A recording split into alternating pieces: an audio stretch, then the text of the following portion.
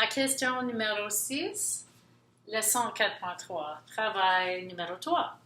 Alors, pour cette question, il vous demande de regarder les trois équations, de trouver où mettre les lignes et ensuite, c'est quoi la forme qui se présente. Alors, nous avons ici, pour commencer, 0, j'ai mis 0, 2 et 4. En réalité, si c'est vous autres qui font les élèves qui font les tables de valeurs, il faut faire peut-être négative 2, négative 1, 0, 1, 2, 3, 4, juste pour avoir une ligne assez longue pour voir qu'est-ce qui se passe. Mais vous pouvez faire une ligne avec seulement 2 points. Alors, j'ai juste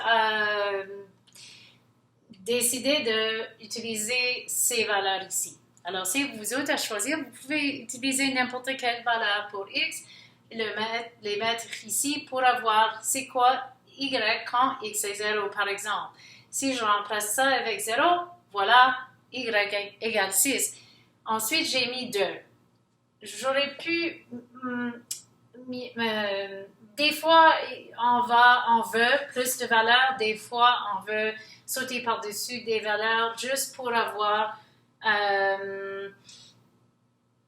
pour une facilité avec le graphique, parce que c'est plus facile à voir où va notre ligne. OK, maintenant, 2, ici, je remplace le x avec 2. 2 plus y égale 6. Ça veut dire que y égale 4.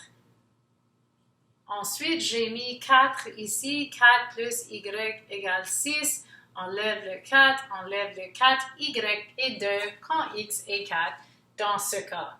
Alors maintenant, je peux mettre la ligne ici. Et j'ai choisi de faire tout ça en couleur parce que, comme vous savez, j'adore les couleurs. Nos cerveaux, je veux dire, adorent les couleurs. Alors, le 0, x, et 6, y. Maintenant, 2 et 4. Ensuite, 4 et 2. Alors, ça, c'est la ligne. Oups. Je peux commencer avec ça, puis je peux continuer. Alors, si je veux continuer, j'ai, par exemple, quand x est 5, ou x est 6, maintenant, je dois le prendre 0, 2, 4, c'est 6. Ici, j'ai 6, 4, 2, 0. Ça veut dire que la ligne va passer ici et abscisse à l'origine est 6. Or x-intercept is 6. OK, bon. Prochainement, la ligne verte, y est 1. Ça veut dire que y est 1. N'importe quelle valeur pour x, le y va avoir la même valeur. Alors, je peux passer comme ça. Et dernièrement, j'ai l'équation x moins y égale négative 6. Alors, quand j'ai négative 4 pour le x, ça nous donne ça. Je vais faire plus 4, négative y et négative 2.